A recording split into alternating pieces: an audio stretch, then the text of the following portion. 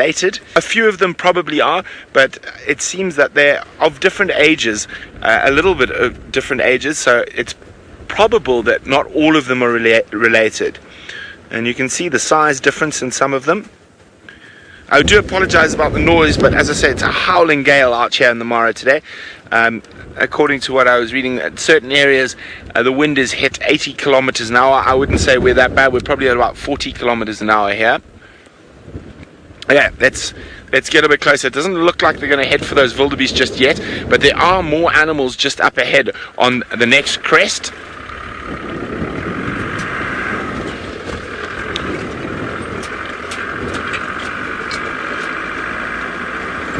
Now, we're heading into a cheetah's favorite time of the day to hunt.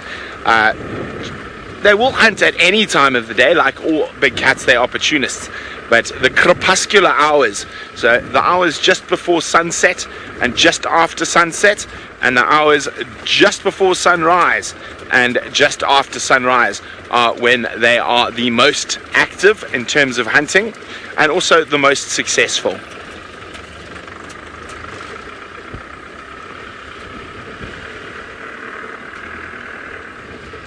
Let's have a quick look what's up ahead here.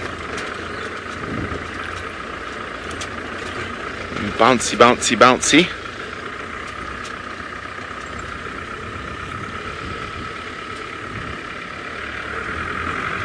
Now you will see a few other vehicles around also enjoying these cheetah. There's a strong possibility they're going to head up to the top of this crest. There's some animals up there, but there's some beautiful scenes to be had before then.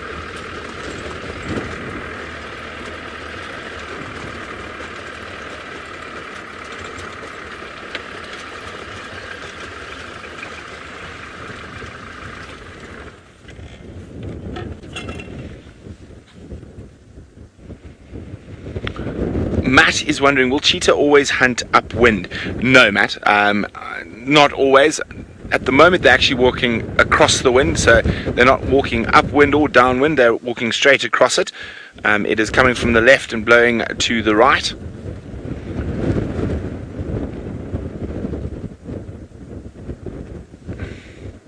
You can see some lovely skies as well.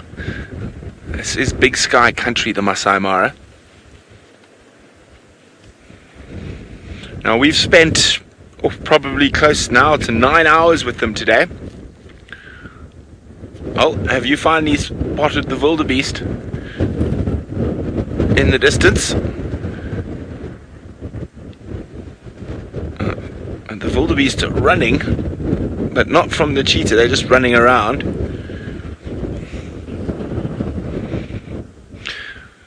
Lincoln is wondering, how many times do they hunt in a day? Well, Lincoln, it is completely dependent on what they catch. If they catch something small, they can hunt multiple times a day.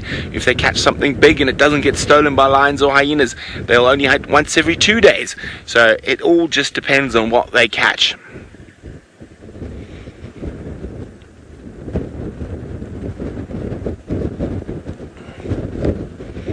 Now this is the biggest known coalition of male cheetah.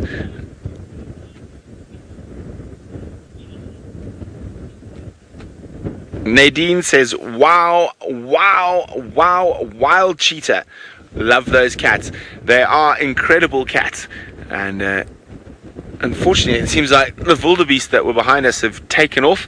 And some of the cats have decided to be a little bit lazy, but these two, and you can see they are quite hungry, are still on the move.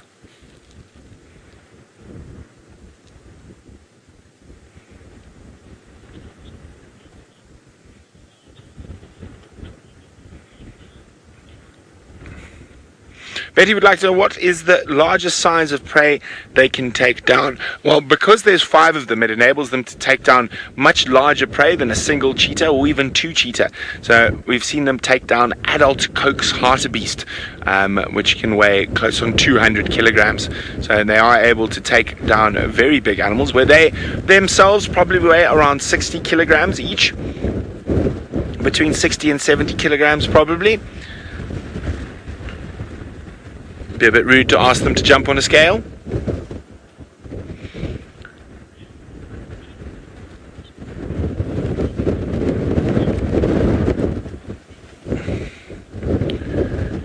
Costa V is wondering, which predator do cheetah most often have to defend themselves against?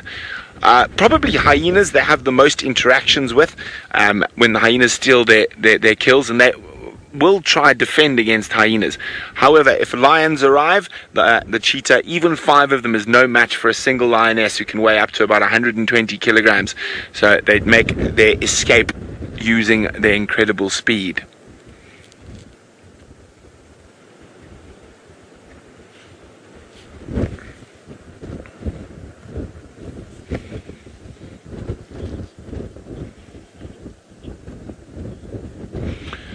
Man is wondering, are they still genetically in danger? Well, yes and no. They've got very, very little genetic variation in the whole population of cheetah worldwide, and this came due to a die-off about 10,000 years ago during the last ice age, where the surviving cheetah populations were separated, and the cheetah that were left on the wrong side of the ice basically all died, and leaving a very, very small portion of cheetah that survived that genetic bottleneck because of the ice age down in Africa and Asia. So the cheetah originally stems from the Americas. Oh, there we go. I caught a piece of rubbish that was trying to escape my car. The cheetah's closest relative is actually a puma or a mountain lion, and a jagamundi, which are both American cats, and so it isn't actually that closely related to any of the African cats. We've got some animals up ahead there, so I'm just gonna shoot up ahead again. Now, the reason I try to stay up ahead of the cheetah, far away from them when they're on the hunt, is so that we don't interfere in the hunt. So we're trying to observe nature, not change the outcome either in the predator's favor or the prey's favor. So we're gonna go up ahead. We got zebra and wildebeest up on top of this ridge. There's still quite a long way. They might just decide, no, they're tired, and sleep before they get there and try again in the morning. You can never tell, and that's why we're here live following them for hours upon hours every day. Not a bad way to spend a Sunday though.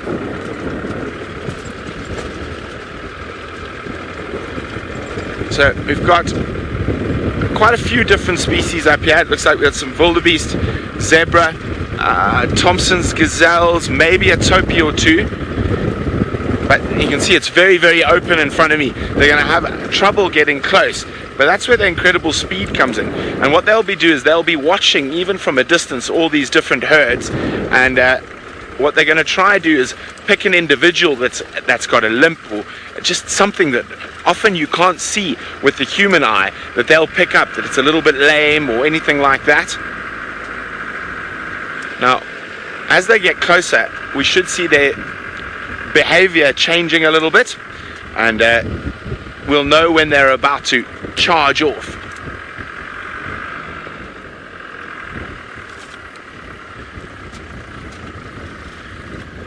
Now, being male cheetahs, they can't risk a good scent mark. I think they might mark their territory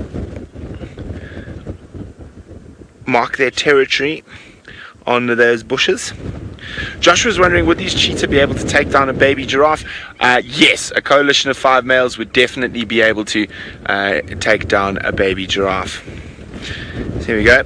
Now, when they go stop and sniff there, that's like the classified ads in a newspaper. Who's been there, how long have they been gone for, all sorts of stuff like that they can smell from the urine of other cheetah.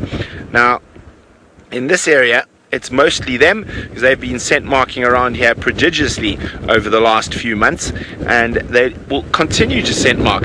So if any other male cheetah happened to come into the area, they would immediately know that it was already occupied, and even more scarily so, by 5 individuals. So he would try and get out of there as quickly as possible.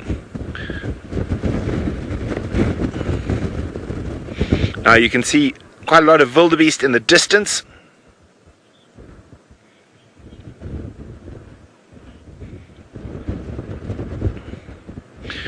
Sue would like to know, would the coalition split if food was scarce, like large lion prides do?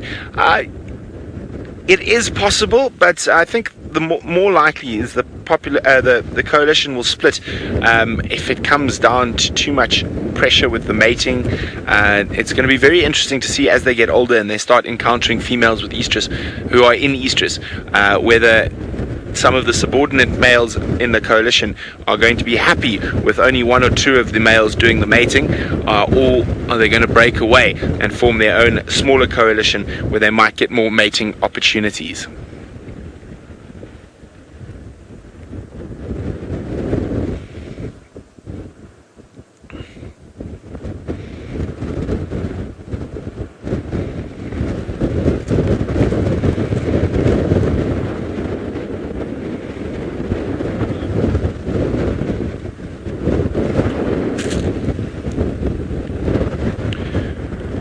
Well, it looks like they're actually going to take a little break, have a little snooze.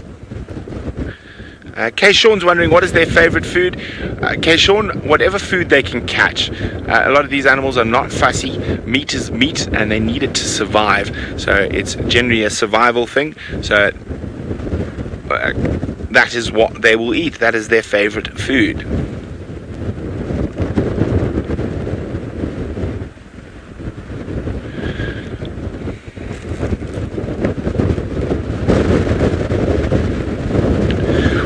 Well, it looks like, as I said, they're going to have a little rest, but don't worry, I'm going to be with these cheetah. So if they do start hunting again, keep a lookout for that go live notification, and Jao and I will be there to bring you right to the action live from Kenya. So goodbye for now.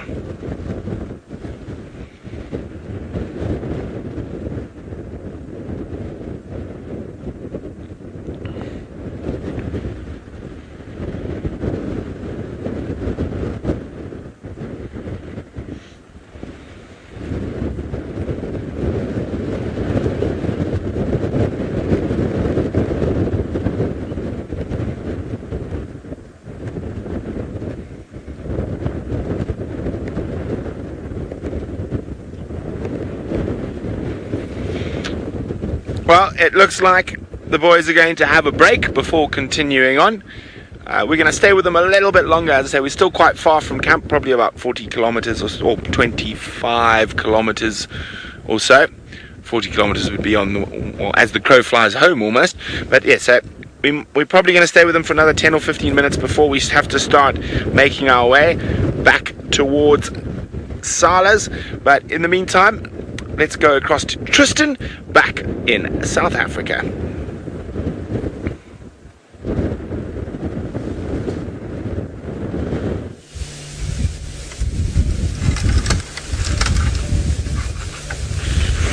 Well, that was exciting to see the cheetah go about their stalking procedure, and hopefully they'll continue to do so while Brent is out and about with them. But as you can see, we've had a bit of luck of our own, and we found a very gentle giant who is absolutely loving these green bushes that are around this little wallow. There's this green grass that's growing out of the mud, and he is tucking into it as much as is possible. So he's walking around and just literally eating grass all around the pan itself, and he's the most relaxed individual. He really hasn't been worried about us at all. And of course, now that you're back with us, he will start moving. We've been sitting with him for about the last, I would say, 15 minutes, and he hasn't moved. And all of a sudden now he's decided that this grass is no longer good, and he's going to meander his way a bit further northwards as the sun comes out. Maybe he's realized with the sun coming out, it's time to find a more shady section than what he's in at the moment. But he really is the most relaxed individual. He hasn't at any stage, even for 1 second, looked at us, approached us, given us any nonsense whatsoever. And so it's quite wonderful to spend time with an individual like this. We've just been sitting under the shady tree and watching him go about his business. It's been absolutely wonderful. But he is behind us and feeding, so I'm going to just quickly turn around and make sure that we can actually see him and not just stare at me, because, well, the elephant is far prettier than what I am, that's for sure.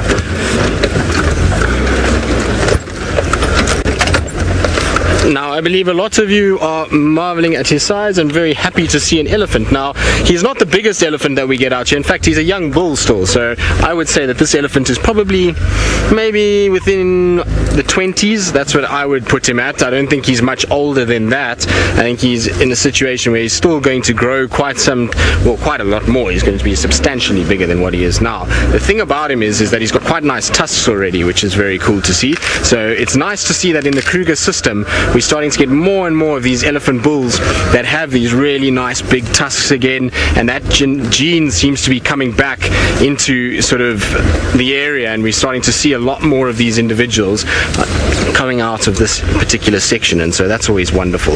Now I'm just trying to get ourselves into a situation where we're not being blinded by the sun, and VM's not being blinded by the sun.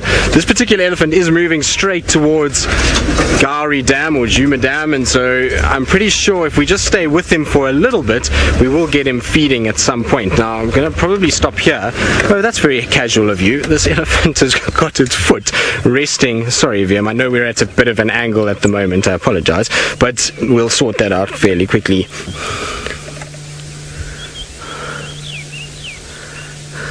Sinak, yes, most certainly elephants will feed off plants that grow in water. They feed off a lot of different reeds, so particularly things like papyrus. If you go down onto the Sabi river system, which is a river that flows all the time, you'll find lots and lots of reeds on the banks there that are in the water itself, and they'll pull those out. If you go into the Okavango Delta and that wetland area, Chobe area, you'll find that they feed extensively on vegetation that is growing. Some of the lilies, they'll feed off, like I say, some of the reeds that grow in there. And here in the Sabi sands, not as much. I mean, they will feed off lilies in the Sabi sands a little bit, and sometimes they'll feed off what's called jungle rice. Now, jungle rice is a type of grass that grows just around the fringes of these small mud wallows, and sometimes even in the water a little bit. So yes, they do feed off vegetation that grows inside water. They do love it, particularly when they get a little bit older. And the reason why when they're a bit older is because their teeth are wearing, and it becomes much harder to be able to eat these abrasive, hard, woody plants that we see in places like this and on the crest areas. And so they go towards water where those plants are full of moisture and tend to have a lot more water content, and therefore tend to be a lot softer and easier for them to manage and to be able to digest and get some sort of nutrients out of it. So you see a lot of older elephants going into those sections. Right, well, we're being left behind, so while I'm yakking, let's try and carry on driving a little bit just to keep up with our Ellie as he walks slowly northwards. You saw just now that he had his trunk up for a little bit, so he just popped his trunk up as though he was smelling something. So I wonder if he's not picking up the other elephant that was at Gowrie Dam before. I'm not sure if this is the same elephant. I don't think so, because his general direction is going north back towards the dam, and if it was the same elephant, I don't think we'll have a situation where he's going to go back to the same place he's just come from if he was feeding like this. So while I try and catch up and get into a better area and get alongside him once again, let's go across to Noelle, who seems to be copying me and has found herself an elephant of her own. Tristan, of course I'm copying you. My dream is to be you. I cry every night when I go home and I'm not you, and as amazing as you are. Shame, my friend. Yes, I am copying you a little bit. Beautiful, big, beautiful male elephant that has come up towards Twin Dams. So we were with that wonderful greenbacked heron waiting for it to hunt, and then we got an update that Hassana is being chased out of Little Gowrie by some baboons towards Twin Dams. So we're parking off at Twin Dams to see if we can find him. There's no visual on him at the moment, so we're going to enjoy our male elephant, who's been very carefully moving branches aside to get to the green grass that you can just see him playing with at the bottom here, getting all of the soil off and then putting it in his mouth. Very tasty, very nutritious grass growing on the side of a termite mound. Termite mounds producing nutrient pools that allows for a lot of palatable, a lot of tasty grasses to grow.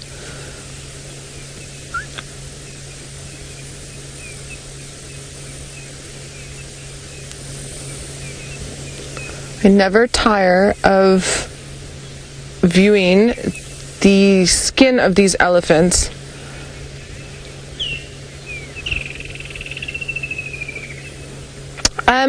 Sorry, Alice, I heard the question, but I didn't hear the viewer. So I believe the question is, where do elephants get their salt intake from? They get it from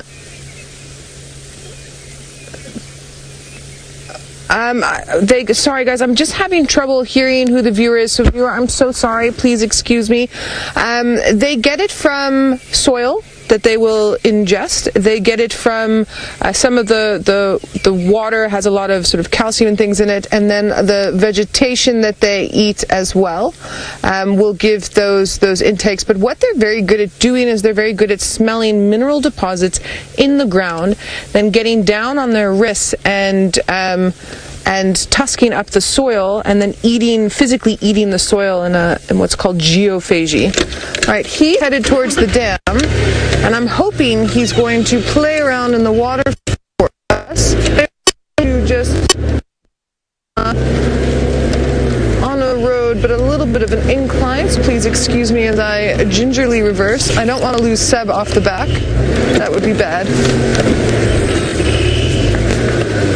But this is going to be quite nice with him coming around the corner here. Hello, buddy.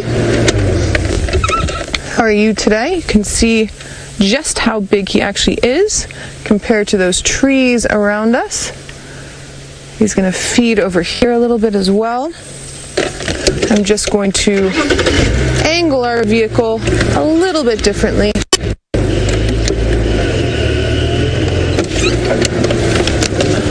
Just to keep him in view for you all. And come around the corner a little bit. We'll see what his space bubble is like. But it's a little as if he's more interested in getting towards the dam than anything that I have to do. He's already been to some water, so he might choose not to go at all. He's listening to us and watching us down the side of his body there.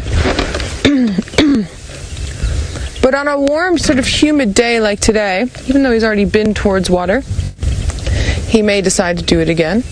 He's now stopping and just watching us and keeping an eye out.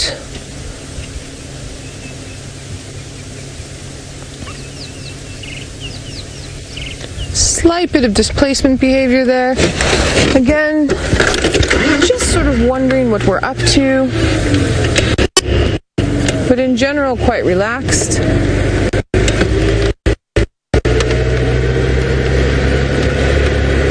So we're going to move around just over to the side here and then catch another visual of him. And we're still peepers open for Hasana. He, unfortunately, I think because he was so agitated by those baboons that were chasing him, he moved away quite quickly and gave the guys a little bit of the slip. But as Seb was saying to me now, Twin Dams used to be a big area for Hasana when he was a youngster. So because he's not old yet, he's still a little bit young, he does like to come back here and investigate his area. And there's a few trees that Herbie's also showed me that Herbie says are some of his favorites. Hi, buddy. Sorry, my boy. I'll sit back here. So that right there is that elephant just saying, listen, I know you're here. I would like more space than you've given me. I've given him about 80 meters, but he just needs a little bit more. So that's fine. We'll let him have his space. We'll let him come around, and then we'll go sit on the dam wall. And then he'll have lots of space. Every animal's personal bubble is different. And yeah, guys, he is a big, beautiful boy. Definitely gorgeous.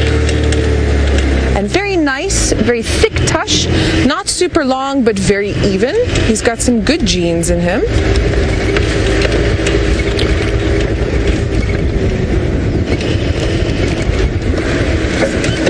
All right.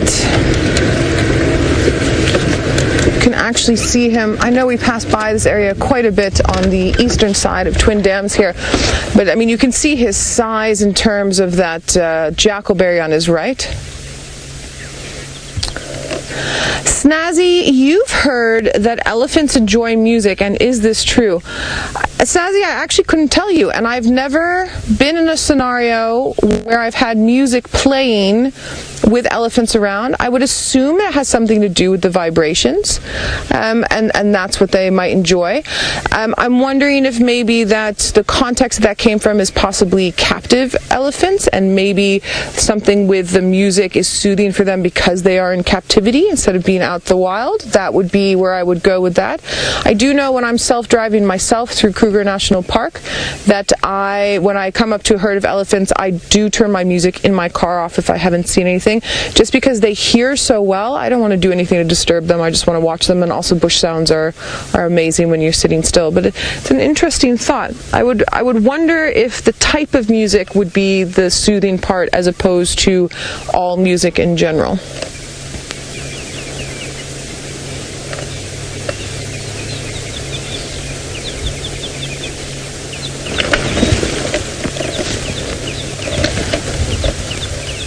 So that breaking branch sound that we heard just now, when you're tracking elephant, sometimes in a vehicle, sometimes on foot, depending on what you're doing, if you can't see them, if it's a thick area, that's the sound that you're listening for, that breaking branch sound. It's a very specific type of sound, denoting that an elephant is present there. And you can see nicely at the angle that he's at, that back flap to his ear is hanging very low there at the top of the ear. You can not age precisely, but you can say that an elephant is much older when that flap is very long and behind. When he turns his head again just now, we should get a better view. There we go. That flap there.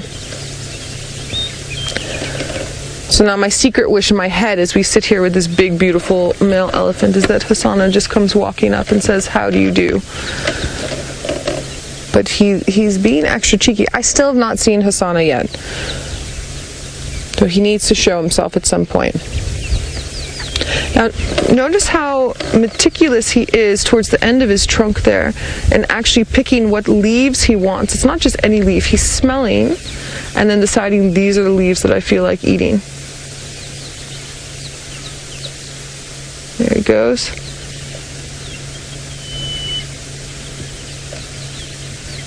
He's calculated that. Now sometimes when he's feeding the way that he's feeding, you see that he can get his trunk up there, but sometimes they'll stand up and elongate their body to get up a little bit higher.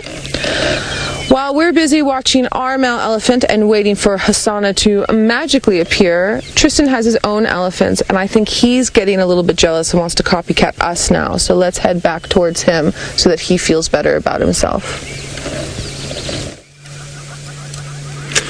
Can't be copying when you find it first, unfortunately, so we'll just claim the title for today.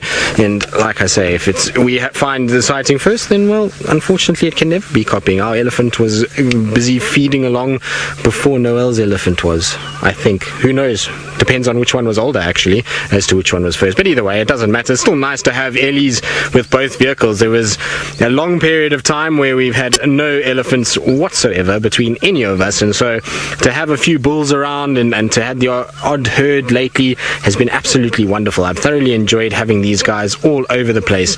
Now, it seems to be an interesting situation this afternoon because Noel's sitting with a male elephant, I'm sitting with a male elephant, she's waiting for Hasana to potentially magically appear at Twin Dams, and I'm waiting for Tingana to magically appear somewhere on Cheetah Cutline, because both leopards are mobile, both leopards' general direction is towards our side, but both of them are not here yet. So hopefully at some point we're going to get lucky with one of the leopards crossing over.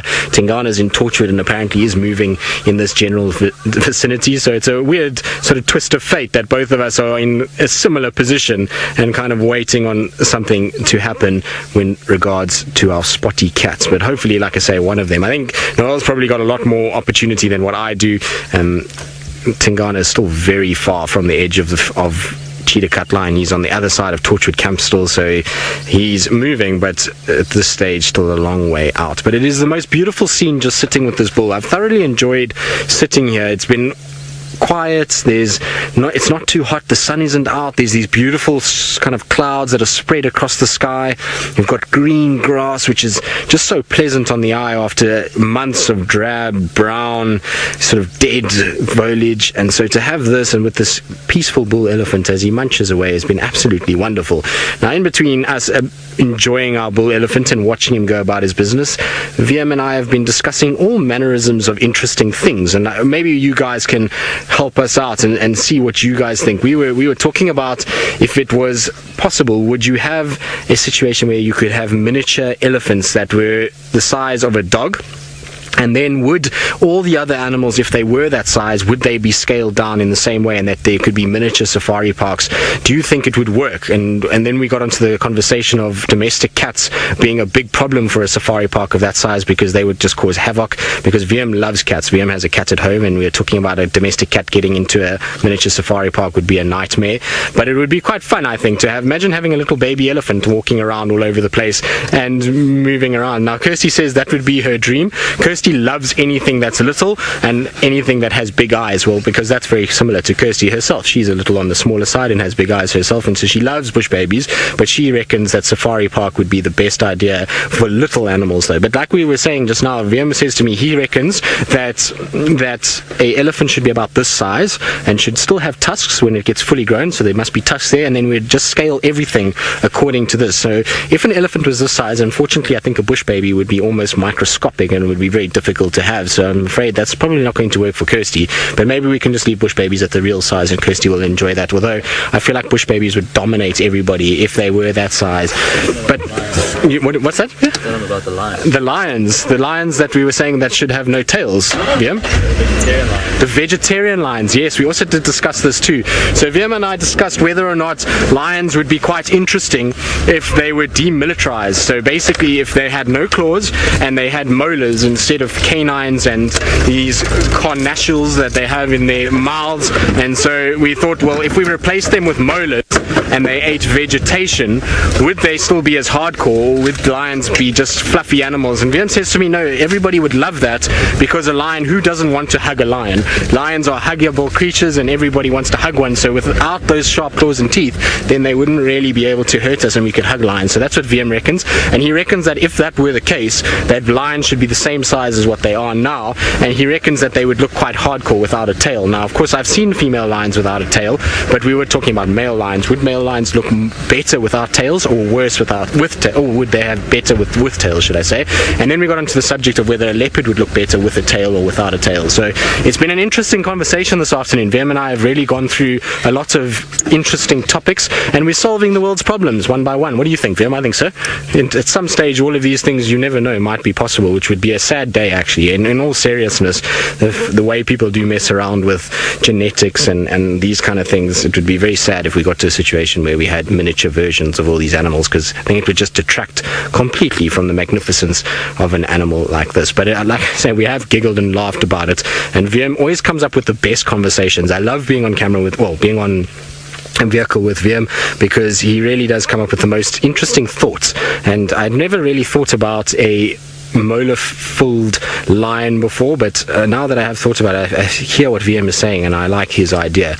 Now you can see our Ellie Bull is just going to drift and coast right past us. Now that he's broken through this little thicket and onto this fire break, he's sniffing around and he's looking for little growths of certain types of trees, so maybe some of the aromatics, maybe any small little acacias that might have grown during this little period of rain, and you can see the grass itself is still too short, and so he didn't find anything while he was sniffing, and so he's going to just carry on, and he's going to try and find the next thicket where there will be vegetation that he can feed off. So he's not actually going up towards the waterhole anymore, so maybe it is the same elephant, I'm not 100% sure, but interesting to watch their behavior. You would think that even though he's been feeding off grasses everywhere else, that as soon as he came out into the open he would carry on feeding off grass, but you can see he's literally just crossed straight over the road, and now he's going towards another bush that he can then begin to feed off him and find food in. So it's amazing just to watch him as he goes along, and he's had a really nice nice variety of food. I've seen him eating grass, then he was onto a knobthorn for a bit, then he went onto a bush willow, a terminalia, now he's onto a buffalo thorn, so he's having a proper mixed salad this afternoon. And elephants will do this. They don't always feed off the same plant. They're not like something like a giraffe that will try and target acacias for long periods of time. Elephants will go to various species and try and get nutrients out of different plants and try and mix up their diet as much as possible.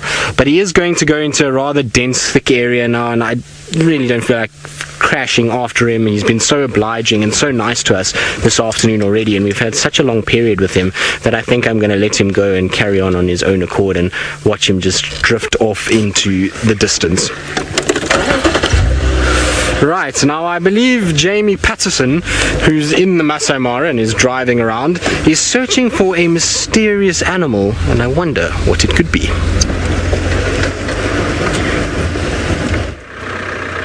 So do I.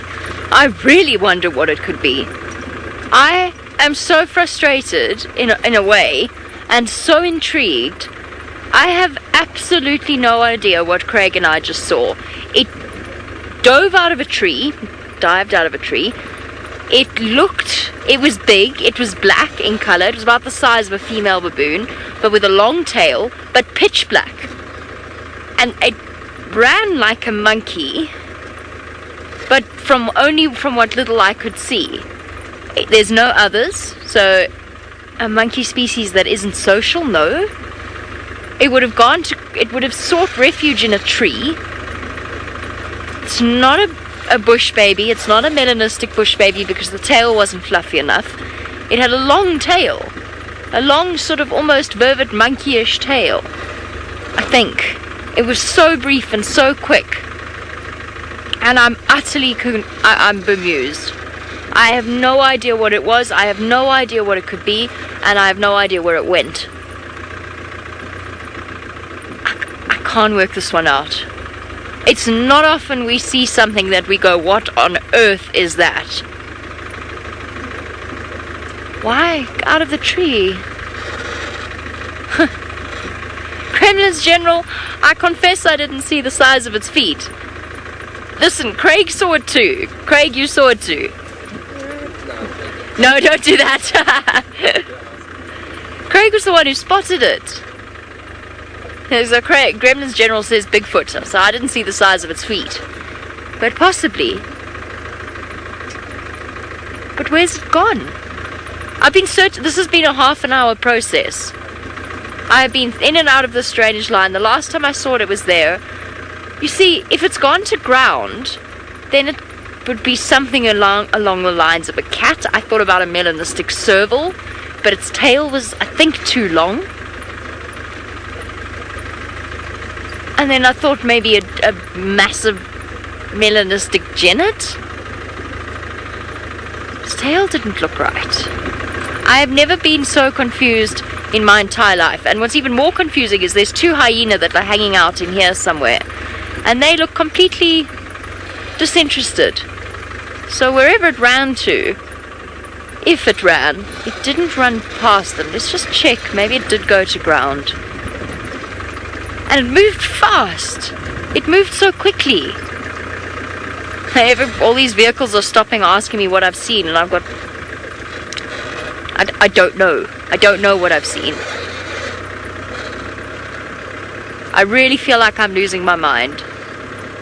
But I know I saw it.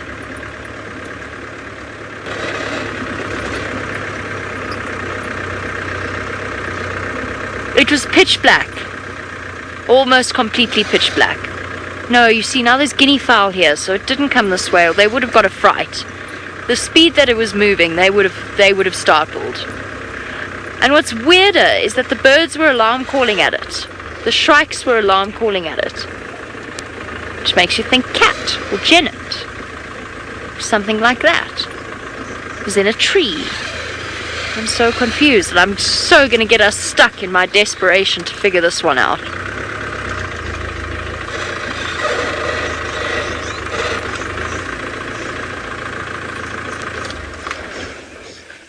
I am not going to sleep tonight. Now he's wondering what I'm looking at. I better go and tell him.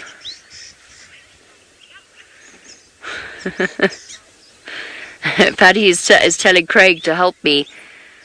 Craig and I were so confused, and I was concentrating so hard on the terrain. I better go tell these people that I haven't found anything. I was concentrating so hard on the terrain. Do you know how embarrassing it is to drive up to a guide and he asks you what you've seen and you say, I don't know? None of us know. The CT's on the back with me, he doesn't know either. We are all very confused. And look, I think if we'd had a good look at it, we'd be able to tell you, but it was running. It was running away from us so quickly. Tiny melanistic leopard? No? I don't know. I wish I had an answer for you. I wish I had an answer for me. We'll never see it again and we'll never know. Well, I'll never say never, but chances are, better go tell this guy, because now he's late thinking I found a leopard for him.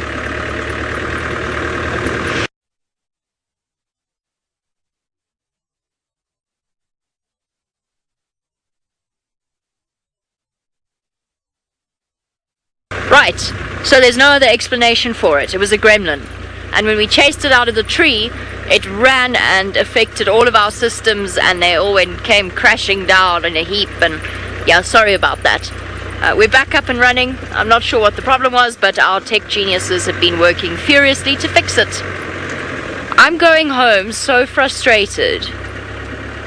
I'll try again tomorrow. No, I won't. I'm not meant to be this side tomorrow. I tried. I looked everywhere I could. I don't know where else to look. I tried sitting still in the hope it would come back out. I tried moving about. The hyenas moved where it was and nothing came out. I promise you I'm flummoxed. You see, it was big. Body size, it was about that big, Craig, would you agree? I'm not exaggerating. Maybe even, about that big. With a long tail. It was baboon-sized with a long floppy tail, and it was pitch black. Silvers don't have floppy long tails.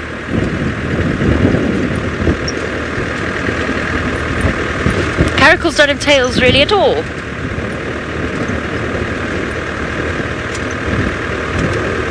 I'm desperately racking my brains. I'm trying to think of monkey species it could be.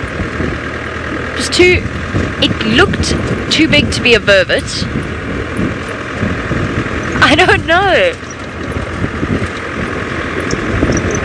If it was a monkey, it would have sought refuge in the tree. It would have run and then gone up into a tree. A cat or a genet would hide away. That's how I would have lost it. I don't know. It had long legs. I promise you it happened. It's the first time I've ever seen a species of animal. Okay, we barely saw it. Honestly, we barely saw it. We saw it.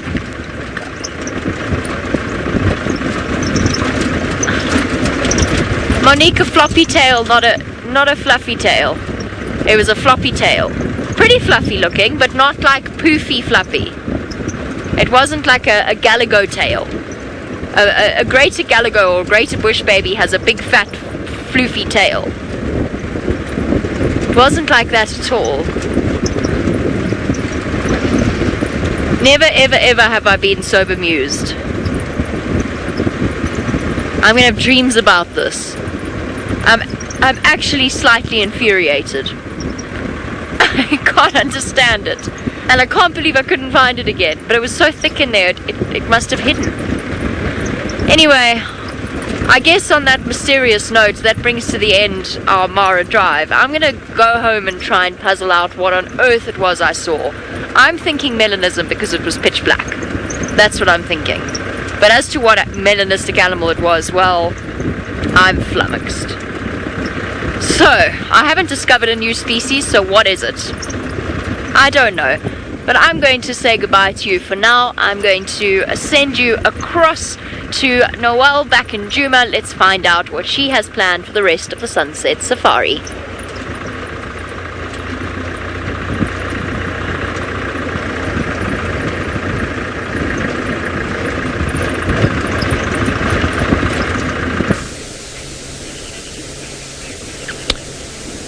Jamie, enjoy the rest of your evening. We have our resident Twin Dams pair of Marshall Eagles.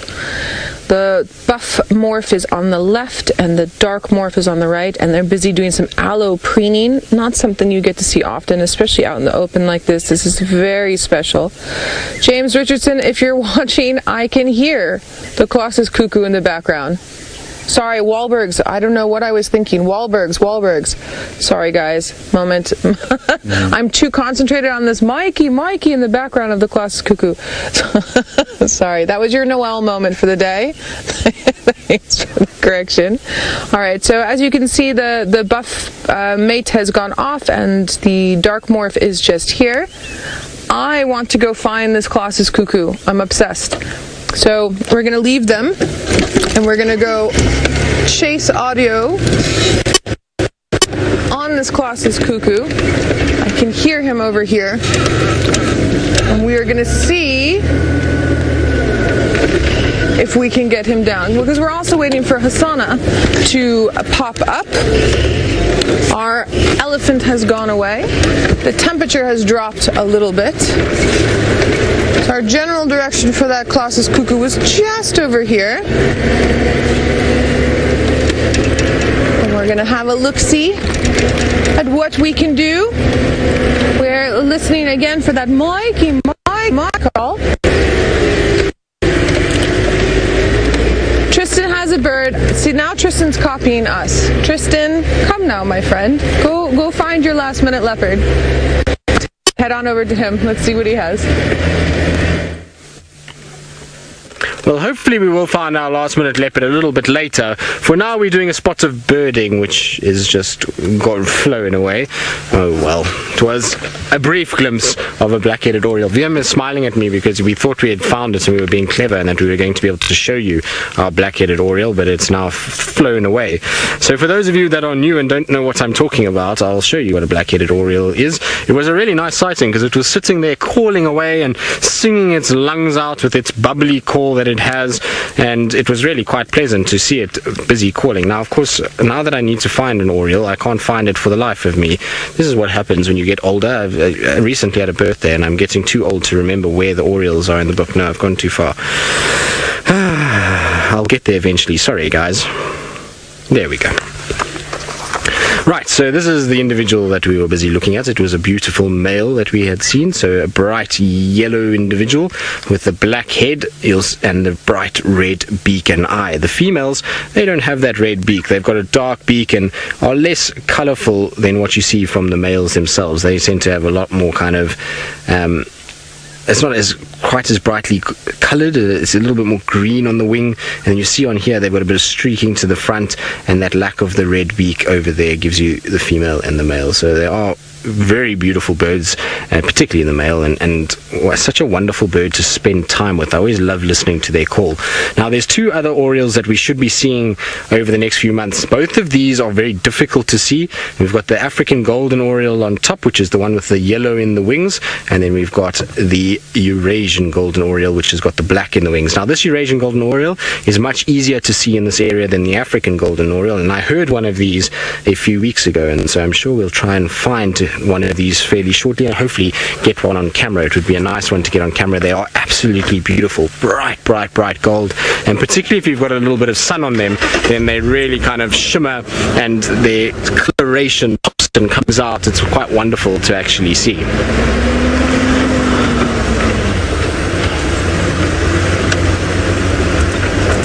So, Sinak, you're wondering what other oriole species are found in South Africa. I think I heard that correctly.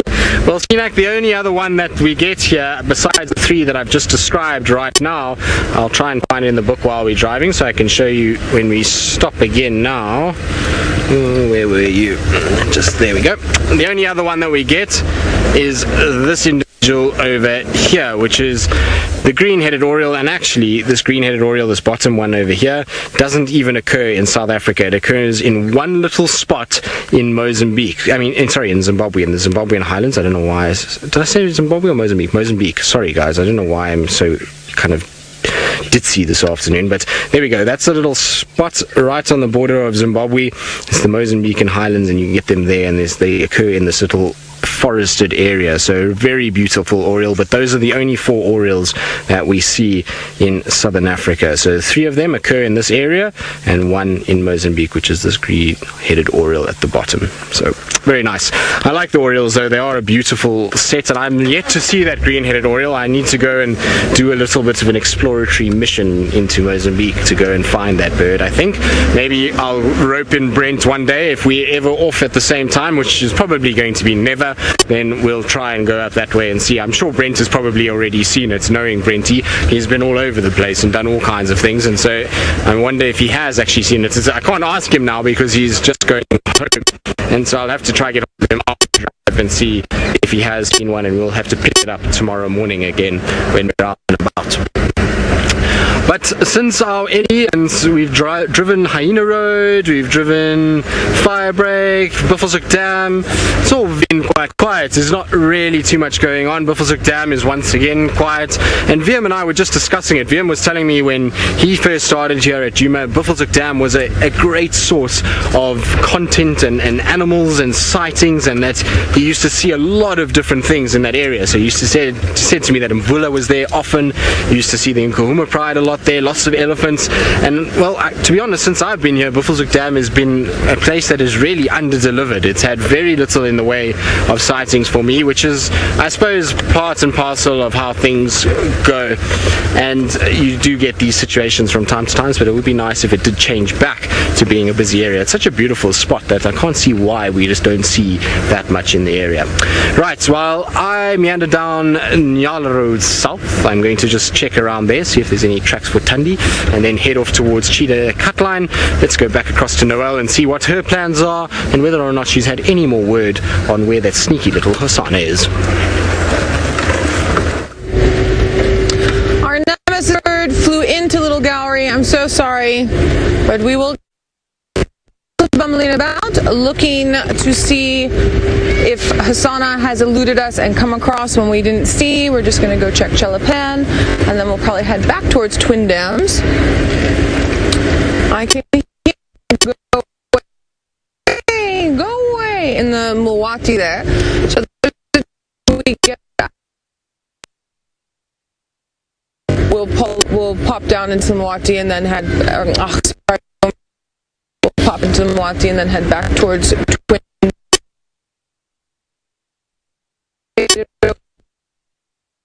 Certain is direct. Well, unfortunately, it seems Noelle is being attacked by gremlins, and so you're back with me as I'm going down Nyala Road South, and Viam and I were just chatting about our back of Rusty that is just making a bit of a rattle that we're going to have to deal with a little bit later when we get home. It's just probably not closed quite right, and there's a little bit of a kind of rattling sound that's coming from the back there that we would hopefully get rid of. Now, here's a little crested Franklin that's just run across the road in front of us. Hello, crested Franklin.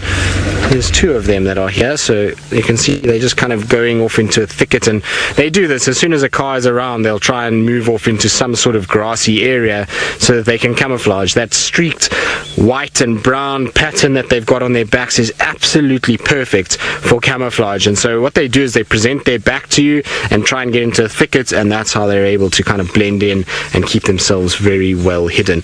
And I really like crested Franklins. I find them actually quite a beautiful bird. They easily overlooked. They are common. They seem quite drab from a distance, but when you look at them up close, they've got these beautiful white sort of stripes on them, these little bars around the chest area. To me, they're one of the more pretty birds that we see in this general vicinity. So I really like them. I mean, they're not the most brightly colored, but their markings are intricate and perfectly suited for the lifestyle that they have. So you can see they're just going to duck under the tree and disappear out of view. Now I hear a whole bunch of rattling sticklers behind me, so I just want to go and investigate quickly. What are you all shouting at? Maybe they've seen something that we didn't, Viam. When you hear rattling sticklers making a noise and various other birds shouting, rattling sticklers typically will shout quite a bit if something disturbs them. Now it could be the car that's come past, and it could be that, or it could have been something to the effect of a predator. It could have been a bird of prey that came over. Now it's sitting somewhere on that bush willow. Can you see it, Viam? I can just hear it. Yes, there it is, on top of that small bush willow. So the one that's just between this fallen over tree and the marula. Up on the top there, go up, up, up, up. There, somewhere there it is. Or was there?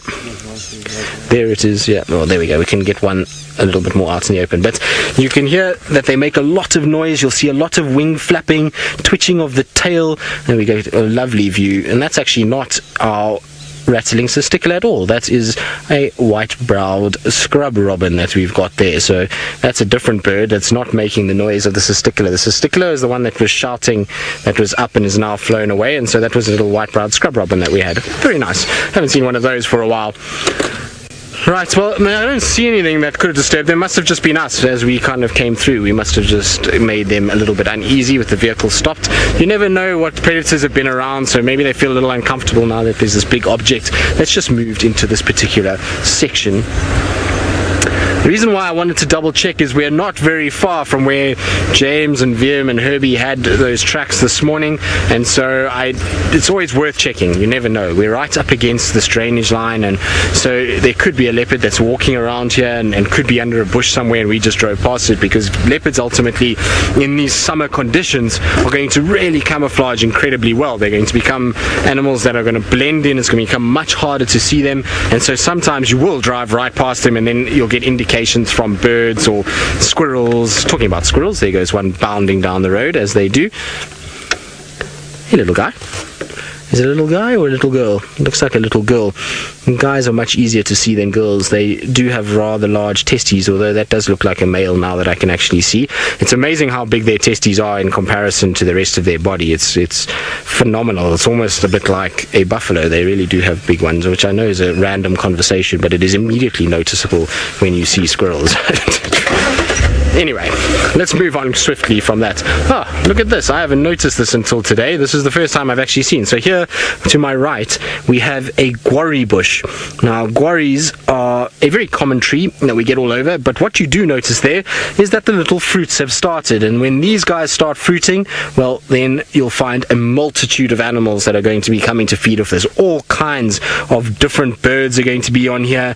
The guarri fruits are actually not that bad. They're quite tasty. I don't mind them too much, but you're going to find grey go-away birds, barbets, all of those kind of species. Even the brown-headed parrots are going to be flocking to these to feed off them, and even the antelope species will come and try and have a little nibble off them. So always great to see this. You know that you're in the summer months when you start to see these guys with their little fruits coming out. Very cool to see, and that bush is completely laden with them. There's absolutely sort of loaded with these berries, and I'm pretty sure it's going to be a busy bush in a few weeks time when those develop a little bit further than what they are. Now, apparently my comms are a little bit out, so sorry Viam, I will check them now. They're on my back, and so it kind of takes a bit of getting into place. My comms, there we go. That's pulled out. Look at that. So it seems as though Alice would have been talking to me and I don't have any comms whatsoever. There we go. I can hear you again. Sorry about that, Alice or Kirsty, whoever's going to be talking to me, because Kirsty is here and Alice is in the Mara and Alice is directing us. So Kirsty sometimes just talks if I can't hear Alice, but there we go. Right.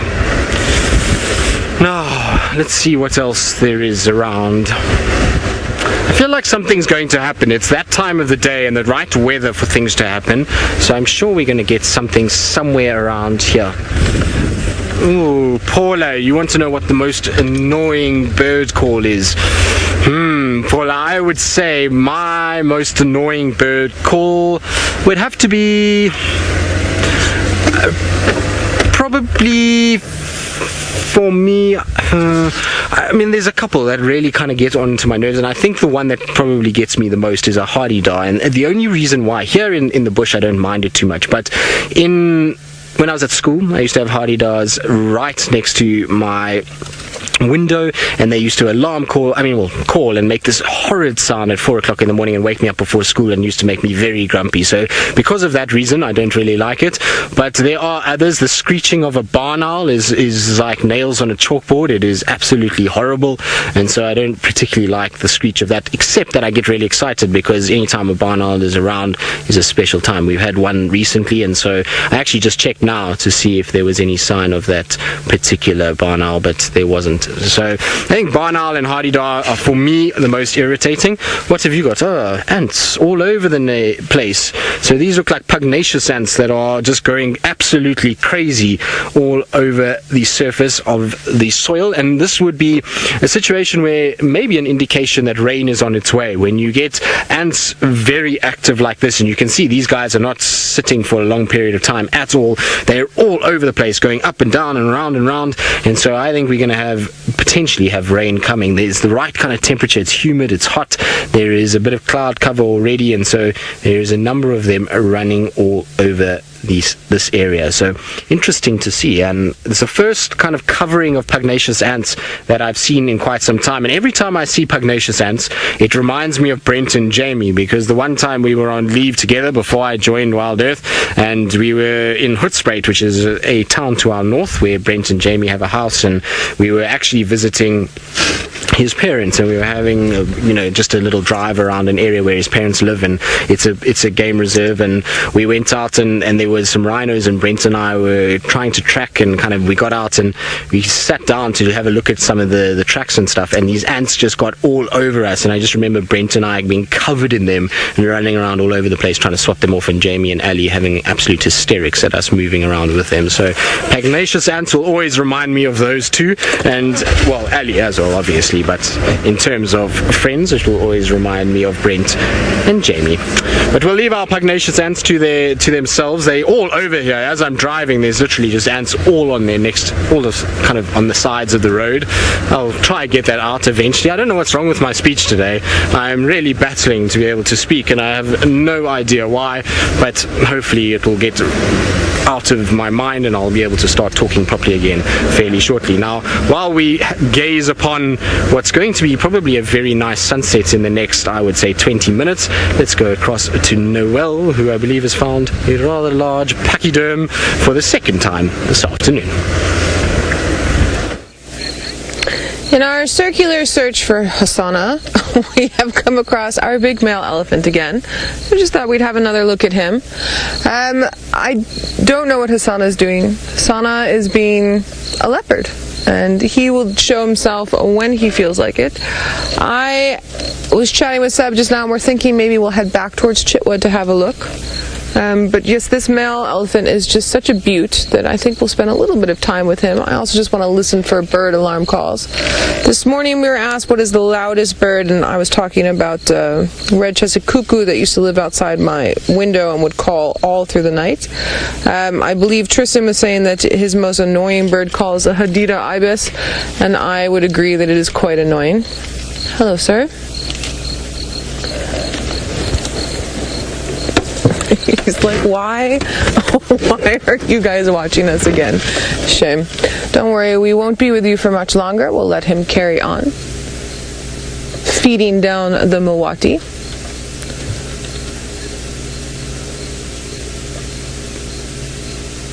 Now it's interesting with bulls this age, and I would put him in his late 30s, early 40s. You'll see quite often they're on their own. They enjoy being on their own. Every now and then they'll have what's known as an Ascari relationship with a younger bull, sort of teaching that bull how to become an adult male elephant. But most often they're like this, and you'll see, especially as the more wet it gets, the wetter it is, the more spread out these bulls will be. And then in times where it's a lot drier, you'll see them congregating around watering holes and sort of showing off and possibly fighting a little bit. Now, interestingly, I mean, we've seen this male, that's probably our third time today, and he is eating a bit of leaves, but he's going from tree to tree and underneath these trees and eating the grass. He's picking out this beautiful, fresh, green grass that has popped up after our little bit of rain and our nice, hot, sunny days. And that's what he's filling his belly with at the moment. So come the height of summer in this area, they'll have around about 13% of their diet will be grass. And then it slowly changes season to season. You can actually see with the tail there that Seb's focusing on. He's starting to lose hair a little bit at the end. The older they get, the more hair they lose. That's another way to help age. Again, not a defining feature, but it does help. And he's got quite a bit of hair left. but farther up the tail, he's swishing and it's harder to focus on. Farther up the tail, he's lost a bit. So that's why I say that, combined with his sort of his size and the indentations on his forehead, that's why I'm saying around about late 30s, early 40s. He's got a lot of good girth on him. Now, we get asked often out in the bush, but it's an elephant, it's huge, how are they hard to find sometimes? Look at his coloration and compare it to the bushes around. He really blends in, and with the texture of skin, I mean, look at this. So if you weren't listening and you weren't looking properly, he really does manage to... Do you see that grass, Seb, that he's carrying? He's got like a little stash of grass that he was carrying in the crook of his trunk just there. Like he's saving it for later. So, and when they move, I mean, they're virtually silent with those big thick cartilage pads on the bottom of their feet, and it's really just the branches scraping across the body, and sometimes in breaking it off. That's a key. Nature's very good at developing all of her creatures in a way that allows them the greatest opportunity to survive, camouflage included. All right, we will leave you, sir. Thank you again for the last little bit of you.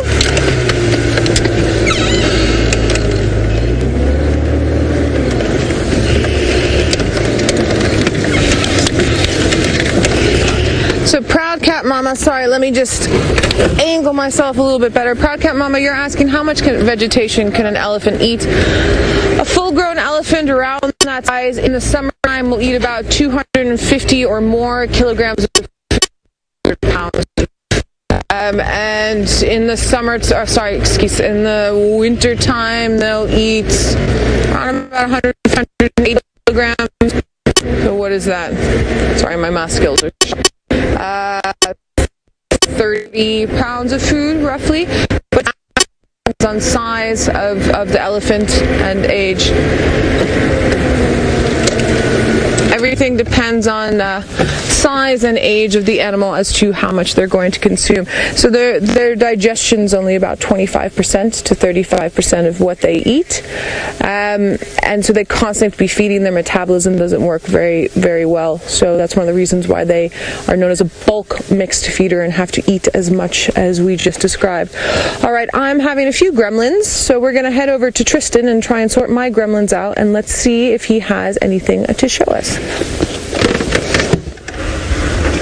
I do indeed. I have my favorite antelope to show all of you, and actually a really nice sighting because we have both male and female together, and you can see the stark contrast between these two individuals. So you would think that in a species that you wouldn't have such an extreme change between male and female, but as you can see there, the female nyala is leading the male nyala away, and they absolutely don't look like the same species at all. The male chocolate brown, dark with this white on his back and long furry coat, also much larger than the females. If you look at the size of him in comparison to the females, he's a whole lot bigger, and he's got those big horns, fluffy tail, fluffy tummy and chest, and long beard that comes down, whereas the female nyalas, they are more sort of rusty red color, almost the same color as an impala, and they look completely different. Now, why that is probably due to the fact that you'll find a situation where males are far more alone than what the females are, and therefore the females being in groups together, and they are going to be spotted, they are going to be seen, and yes, they do have some camouflage, but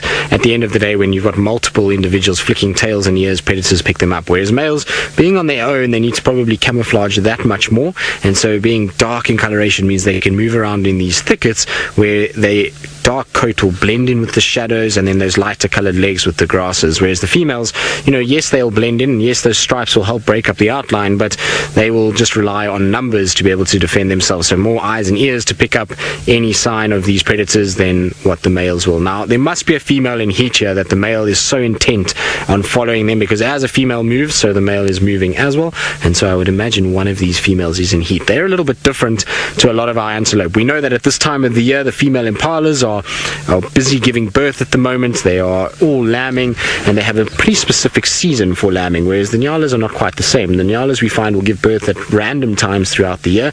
Yes, most of it coincides with the summer months, but you will find a situation, in fact, actually there's an impala right there, so impala's busy latching on to the nyalas, but they will have a sort of more random season than what the impalas do.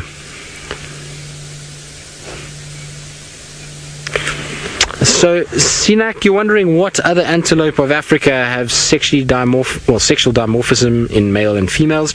Well, I mean, most of the antelope have some small form of it. It's not quite as extreme as what we see in the Nyala, but if you see something like, in fact, this impala, kudu, bushbuck, duiker, steenbok, all of the males have horns where the females don't, so that's already a sort of diagnostic factor between male and female. But the most extreme kind of forms of it is mostly in these triglaphane families. So you've got the fact that the Nyala males, kudu males, bushbuck males tend to all be darker, shaggier coats, big beards on all of them. They do have exquisite horns, and even in something like an eland, which is also part of that family, they developed a massive dewlap as a male, much bigger, and also a darker coloration. And so that's the most sort of extreme forms of it, is in that family.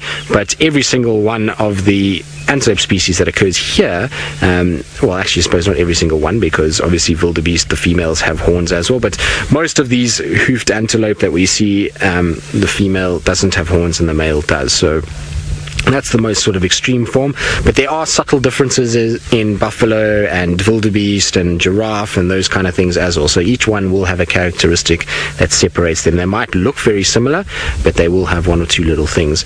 Now, I'm intrigued at this female impala because she's latched onto this Nyala herd, and I wonder if maybe she didn't give birth to a little lamb, and unfortunately either that lamb got killed or there was some sort of issue, and now she's separated from the herd, and she knows the sun is going to start setting, and that means that she needs to kind of find somebody to try and spend time with, because more eyes and ears are going to help her with being able to stay away from predators and to be able to stay safe. You can see she's not really right in amongst them, but she's definitely joined them. There's the Nyala there, and the impala is following along. Now, this is not an area where impalas would want to spend a lot of time at this sort of section of the day. They would rather be in an area that's a lot more open at this time of the day. So interesting to see, and it just goes to show you that sometimes animals will utilize others in order to stay safe. So even though that impala is not with the Nyala, it's still using those Nyalas as basically a warning system, so they'll be able to detect predators much like the impala will, and they can then all keep safe.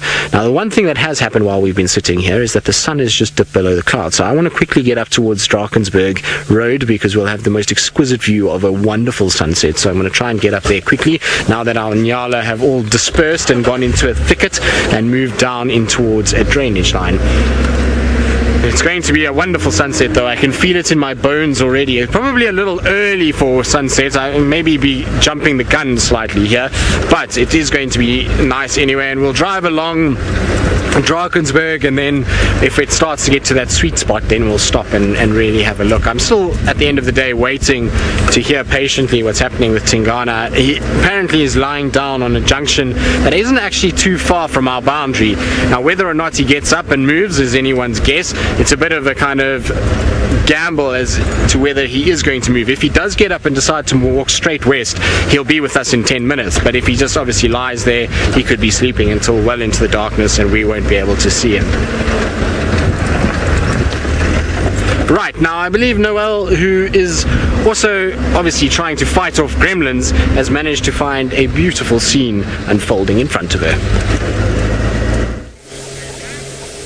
So, Tristan, we beat you to your sunset. I'm so sorry while you're busy with your Nyala. But we have found our three battlers silhouetted against the South African sky in the most gorgeous display of colors. I am just ecstatic at the moment. I hope you all are as excited as I am about this. Let's have our routine sort of moment of silence with our beautiful sunset, because this sun's going to dip behind these clouds, and then it's going to come out the bottom, and it's going to be a spectacular ray of golden orange beauty. So I'm going to be quiet for a little bit, and we'll just listen and watch.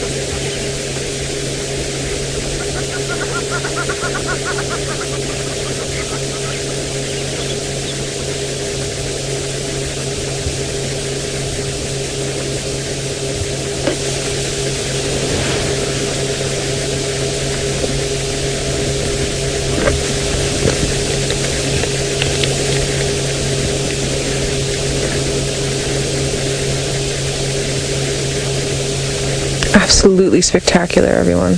Look at that. And look how the colors change as that sun starts dipping. So it's obviously going lower towards the horizon, but then coming out of the cloud as well. It's really just one of the most beautiful sunsets I have seen in a long time. All right, well, we can't let Tristan not have his sunset either, but I think maybe let's have a screenshot or two with our beautiful bateleurs and that gorgeous sun, and then head on over to Tristan and see if he can rival this marvelous, stunning scene.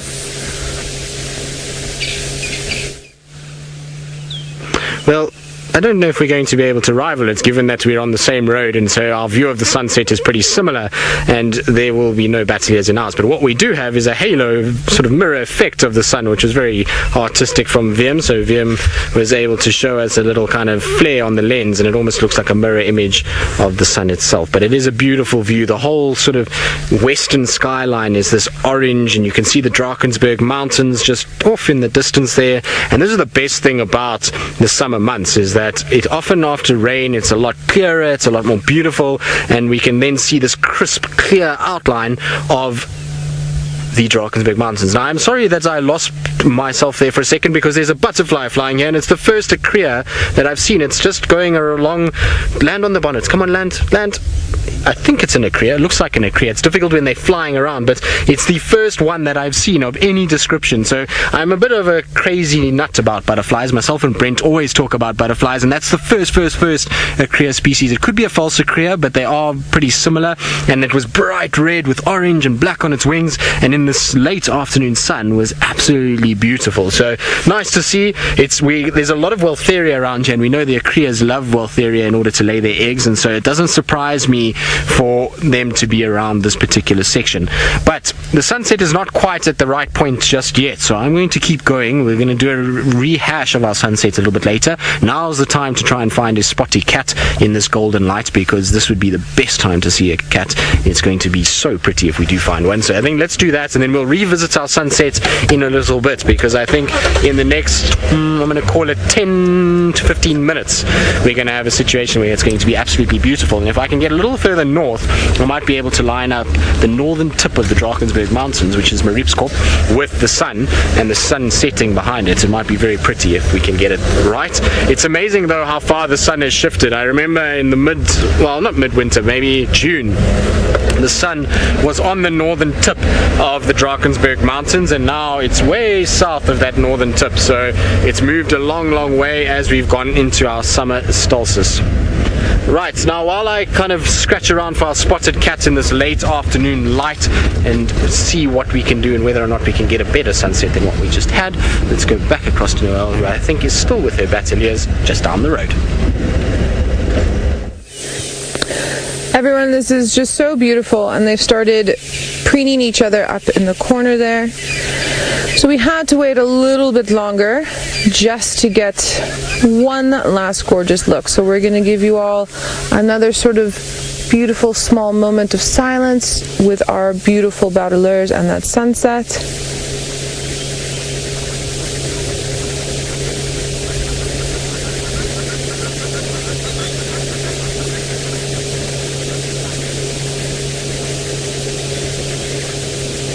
Yes, absolutely breathtaking. I think that just made my entire day. I don't know about everybody else, but that was really special. Okay, we're going to carry on with our search for leopards. I know Tristan's out as well, but also just sort of anything that pops up.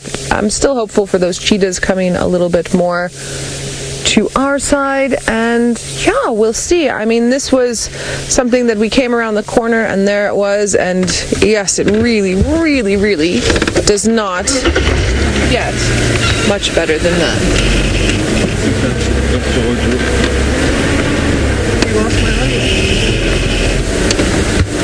Sorry everybody, I seem to be having a little bit of a gremlin. Excuse me.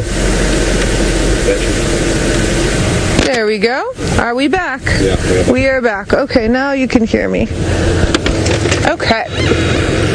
Fantabulous. Sorry, I'm just going to meander out of our positioning that we did to get you that gorgeous silhouette. It's very rare when you get opportunities like we just had where everything comes together. Dead tree, gorgeous colors, a fascinating subject to put into all of those colors. It's very special. Now, we've been pondering these three individuals. I'm still convinced that it's a female and a male mated pair and their older offspring. That's actually quite lovely there, Seb, before it flies off. Look at that. And now you're getting those sort of purples that are coming through. It's lending a different... Oh, and there he goes. So we were chatting the other day about battleur being Old French for acrobat, and myself saying that I had had many guests from France and they couldn't remember it, and there was a viewer who Googled it or knew, so linguistically, apparently it has more to do with juggler than with acrobat, and maybe there was just a slight misnomer in the translation to English. So Old French battleur, meaning juggler, and then when it moves through the sky, it moves in these sort of acrobatic movements. So I believe it was just the translation that had a bit of a misstep there, which is super interesting. Ooh, so Tristan has another bird that he wants to show you, so let's head over to him. Maybe he's got a beautiful silhouette as well. It's not a silhouette, and it's not just another bird. It is a bird sitting on its nest, and I'm absolutely loving finding all of these nesting birds lately and trying to find little nests that we can monitor and see how they're going and whether we're getting hatching of eggs and all kinds of things. So what we have here is a fork-tailed drongo sitting on a very shallow cup nest, and I'm surprised where it is because it really is right out in the open until such time as this bush willow, or sorry, terminalia, decides to actually grow some leaves. It's going to be a very compromised position, and those chicks are going to be easily seen by a number of different predators, so I'm very surprised, but it's most definitely its nest. You can see it's sitting perfectly perched there, and Viam was saying to me he's actually never seen a fork-tailed drongo on a nest, and he was quite surprised that they build these little cup nests and that if they're so exposed. For such a clever bird, you would think that they would have a slightly more kind of camouflage situation where their eggs are less visible, because something like a cuckoo will spot that very easily, and when the adults are away getting food, cuckoo will come in and push those eggs out and be able to utilize it. So something like a Klaas's cuckoo, Diedrich cuckoo, they have a lot of different birds that they'll utilize. You'll find red-chested cuckoo will maybe even utilize a drongo because of the size. So there's a number of different ones that will come after it, and it's going to have to keep its wits about it in order to keep these eggs from being swapped out with intruders. But very cool to see. Like I say, the nests at the moment are so spectacular. We're being absolutely spoiled by the fact that we're getting so many different kinds of nests, and we've got lots of different eggs to keep an eye out on at the moment. We have the hardy-dar nest at Chitwa, we've got the weaver nest there, we've had our plover which hatched, now we've got our lapwings on quarantine, and a fork-tailed drongo all the way up on the eastern side. So that's wonderful, wonderful news. What is not so wonderful in terms of news is that Tingana has decided to stop walking. So apparently he was walking with much speed and then found himself a termite mound and lay down and is now completely passed out, even though he has been walking all afternoon, and he's still just to the eastern side where we won't be able to see him. But you never know, he might wake up and start moving. The sunset is going to be spectacular in a little bit. It's not quite right just yet, so we'll keep it up our sleeve for another 5 minutes or so, and hopefully we'll be able to show you a really nice view from Cheetah Cutline, because I'm heading onto the cutline now just in case Tingana does decide to get up and move. At the end of the day, you never know with him. He can be completely asleep and then just decide to get up and go and walk, 5 kilometers before he decides to sleep again. But I'm surprised that he went down, because he was sleeping the whole day. They found him exactly where they had him this morning, and he was walking the whole afternoon, and then all of a sudden he's just kind of collapsed down. I suppose he did have a drink, which is an indication that he might start to sleep. Hello, woodland kingfisher. Yes, I can hear woodland kingfisher above me. Right, Viam, what do you reckon? Wild card sighting, what do you think? Tough one. Tough one. I don't know, VM, I think maybe dogs, a little random dog appearance. Yesterday we had the wild dogs in the morning. Was it yesterday morning that I had them? I think so. I think I had them yesterday morning, so maybe they make a random appearance somewhere in this particular section. And Kirsty, you reckon an aardvark? Well, Kirsty, that's asking for a little bit much, I think. In fact, actually, VM, let's maybe stop here, because a late night Birmingham surprise. Yes, VM, that might be quite a good one. I quite like that idea. Right, there we go. So it's not the best view of the sunset, but it is just getting better and better. And because the sun is going to start coming down and start moving towards that Drakensberg escarpment, it means that it's going to be down very quickly, and so we might as well just sit and enjoy the last few minutes of it as it starts to approach the mountains. You can see the mountains just below it there, and there is the most beautiful coloration through the sky. There's this deep orange, there's a bit of blue, and then there's these clouds that are just reflecting it. And you always know when you've got an afternoon when there's a lot of clouds, it is the best thing is just to kind of sit and wait for that sun to come down. And if it slips just below the cloud bank, and it will then illuminate everything above it, and you get the most beautiful coloration in the sky. And once that sun just goes behind those mountains, it actually even gets better at times, because you lose that bright orb and you don't get such a sort of burning effect around the sun. It just has the beautiful colors that we should get just now. But you can see there's a little breeze that's blowing as well, which is providing a bit of relief from the humidity, because it is quite a humid day this afternoon. It's not hot, but it has a bit of humidity in the air, and so that breeze is very welcome. And I think it's going to be a absolutely perfect evening. It's the right kind of conditions for all the animals to move around fairly safely, and at the end of the day it's going to be fairly clear tonight, so the prey animals will at least have some chance, and it seems as though we're not going to get a storm, so it's going to be perfect conditions for an evening to drive around, that's for sure. But you can see VM's just having a look at all the different cloud layers, and the way that they highlight with the sun is absolutely beautiful. There's a few birds calling as well, a couple of little turtle doves and various other things, franklins. So this will be the time of the day that we're going to hear a number of the birds start to kind of make their last calls for the day, and then start to settle down like that drongo in the nest. And then you're going to find that everybody will kind of get relaxed and will try and go to bed before the nocturnals wake up. Now, talking about nocturnals, Sea Control, you wondering why we do not see aardvarks as much? Well, there's two reasons for it. One is the density of the bush here is very thick. It's tough to see a lot of things. An aardvark is just not as big an animal as some of the things like lions and leopards. It's quite a small thing. It's well camouflaged, and because it's mostly active at night, that means that we have a situation where this aardvark will disappear very quickly, because it doesn't get the same exposure to vehicles. Most of us drive around at sunrise, sunset. It's a little too early in the morning, in the evenings, before them to come out, and a little too late in the morning. So you need to be out during the middle of the night, and you'll find that there are a lot of aardvarks here. There's tracks pretty much on most of the roads in the mornings. You will find tracks for aardvark, but you just don't get to see them that often because they're not used to the vehicles. And so even if there's an aardvark around now, it hears the noise of this car. It's got incredible hearing, big ears that it's able to hear, and so it hears the car coming, and it scuttles off down into a hole or into a thicket, and unfortunately for us, then we don't see them. I reckon we probably miss a lot of aardvarks by minutes when they just scuttle into a little aardvark burrow, and we don't get to see them at all. So that's the reason why we don't. I've been fortunate enough to see aardvarks 3 times in the Sabi Sands, and all 3 of them were fleeting glimpses of them just literally running across the road, and most of them in rainy, dreary, overcast evenings, so not that pleasant. But our sun is now starting to go down, and so I think hopefully we're going to get some little bit of luck, and maybe we'll get that surprise Birmingham that VM was talking about. But if not, it's still been a wonderful evening, and so we'll hopefully find something while we do that, I believe. And Noelle is still out and about searching, and maybe she'll get lucky with a last minute leopard. Tristan, I agree. It has been a wonderful evening. That sunset alone is just absolute magic.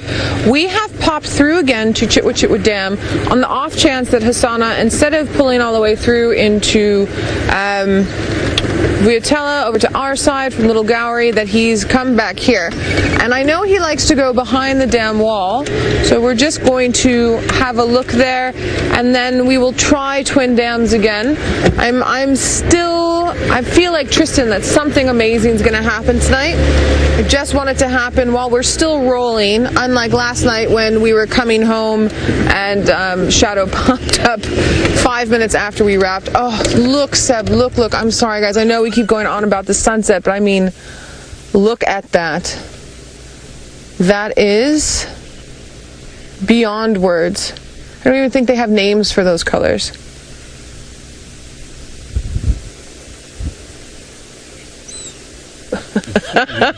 No, not just pink.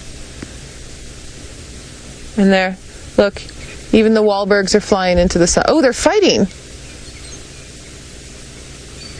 Did you see that? Yeah. A little spat between some Wahlbergs before it's too dark. Ooh, he's going to get chased. There's your action for the evening.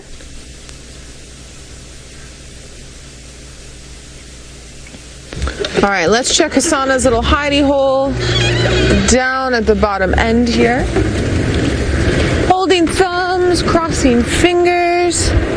That bird fight was pretty good, though. The unexpected is always, well, unexpected, but it's nice. It's nice to have. It adds flavor. Sorry, I'm just busy concentrating on my little path that I need to take down here, and also just checking all the hidey holes and all the nooks and crannies where he might be hiding. I haven't been down this way since we had our 19 millimeters of rain a couple of days ago.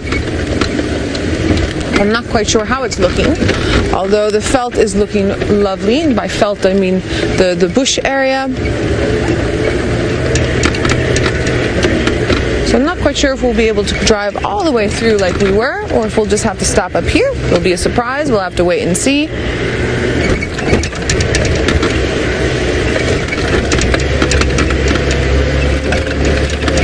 All right. So my guess would be that he's most likely still moving. My guess would be that he's most likely still agitated from being chased around by baboons, which actually might be one of the main reasons why we're not seeing him, is because of him getting chased like that, and just they get very when leopards are chased away, they get very, what's my word, sort of enraged at the fact that something had such gumption to take them out.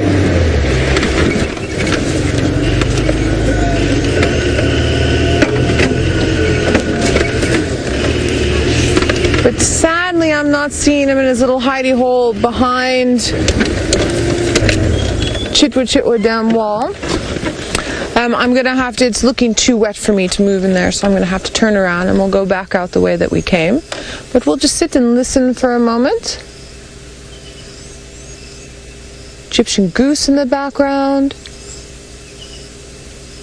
Sorry, I'm turning with my earpiece in. I need to turn my my left ear.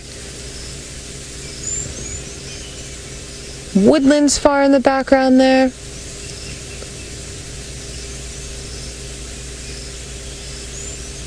Lots of insects hitting the water. Oh, wonderful. Is that a bittern or is that our heron again? I believe it's our heron again. Let me just triple check before I have another Marshall Eagle versus Wahlberg Eagle moment.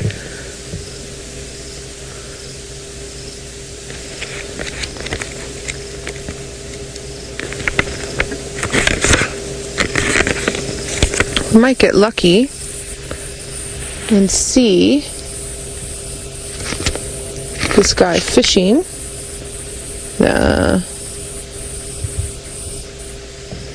Pretty sure it's our greenback heron. I just think it's a juvenile, to be honest with you. Just with that coloration and those striping, that would be my guess, and possibly one of the reasons why I'm getting a little bit confused by what I'm looking at. But if anyone has another opinion on the bird that we're seeing, please, please, please, you must feel free to share.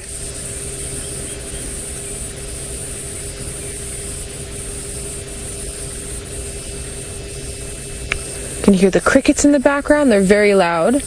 And the cicadas.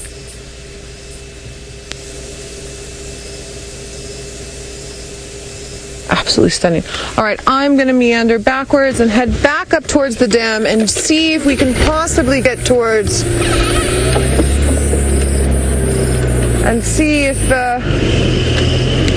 we can get a glimpse. And I'm glad you all are enjoying the sounds of the bush. It really has been, especially with this humidity, it's really been a nice evening for sounds. And just a nice evening for coloration and a look-see. A very fresh elephant dung down here, but no elephant. That little place we just passed now is where Hassana had that interaction with the hippo with Tristan.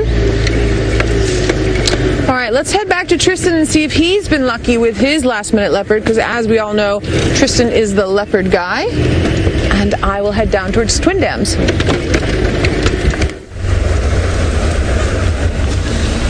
No luck for us, unfortunately.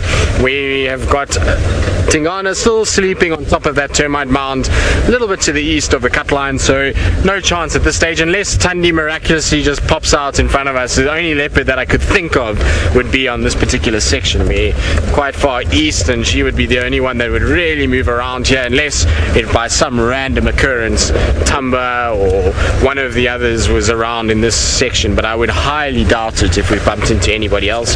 The only leopard I would really expect to see in this particular section would be Tandi or Tingana. But anyway, you never know, maybe one does. It's happened before. As we've gone around the corner, there's a leopard walking down the road, and it's the perfect time for them to be walking. The sun has just gone down, it's a beautiful evening, and so it's the perfect time to go for either a drink or to go and start hunting or to start moving around. And so maybe we get lucky and she will grace us with her presence. I'm kind of itching a little bit with Tandi. It's a problem because we found the den, well, what we think is the den, because obviously we haven't seen any cubs. We know there's suckle marks, we know that she keeps going to the same place, so she must have cubs, but I'm kind of itching to see those little ones. I don't know why, I want to see them just to make sure and just to see how many there are. And it's also because, it's one of these situations. It's like when you're a child at Christmas and the tree has been put up, the presents have been wrapped, they're under the tree, and every day you've got to walk past them and you're not allowed to open them and you're not allowed to go there and you're not allowed to kind of have a look what's there. And that's a little bit like what it is with Tandi's den, is that I obviously know that it's got to be closed for her safety and the cub's safety, and obviously that's the case, and I'm completely respectful of that, and I understand the whole situation. But at the end of the day, I do want to know how many she's got, and it's just a case of when you become attached in some way to an animal and you've followed her around and you've there's all this excitement built up as she's become pregnant, and then you find the den, and it'd just be wonderful to know how many she's got and to know that they're still okay, particularly after rain, and we know lions have moved past there since we first saw her, and so it would just be good to know if everything is alright. At least that's how I feel about it. I'm sure Vildy's dying to see those little ones as well. Hey Vildy. Vildy likes leopards. You want to see the little cubs? Yeah. So VM wants to see the little cubs too. So hopefully at some point we'll be lucky enough. The only way we're going to get to see those cubs now until they kind of reach about 8 weeks, which would be in about 6 weeks time, or 5 weeks time. 5 weeks time would be about 8 weeks old, which is when we can start kind of actively going and checking there and following her to the den itself. The only way we're ever going to know how many she's got or see her is if she's potentially moving den and she's carrying them or walking with them or something like that. So it's going to be interesting. It's going to be, hopefully she will be around. It would be such a wonderful thing to see over this Christmas period, and at least going forward into January, February, March, it's going to be the best thing. We're going to have young little cubs hopefully on Djuma, where she's going to keep them for the next little bit, and we're going to get a similar situation that we had with Shongile and Hosanna, where we got to follow them and see them and spend time with them and really get to know these little ones and get to see how they develop as leopards, which is always a fun experience. This is where I thought we might see her come out. Is this little dip here is a place that she seems to just magically appear at times. Her tracks are often here, just don't really often find her, unfortunately. The problem is that I've got to turn off fairly shortly because the road gets closed after Vulture Nest. So I've got Nyala Road South and then Vulture's Nest, so I'll have to take Vulture's Nest downwards because the den is just beyond that way. So We won't be able to go past the den itself, but at least we can just check this section. I know this is exactly where they had the tracks this morning. It was just down about a few hundred meters south of where I am, and so maybe she pops out somewhere here. I'm hoping to catch her as she's left the den now and going out for an evening of hunting. That's what I'm hoping for, but you never know. Maybe she's with the little ones, maybe she's been out during the day and has gone into a different area and is just sitting with the cubs at the moment. So you never know. It's a bit of potluck, and you take any opportunity you can get and you just drive around and hope for the best. And I believe a lot of you are hoping for a last minute leopard. Well, you never know.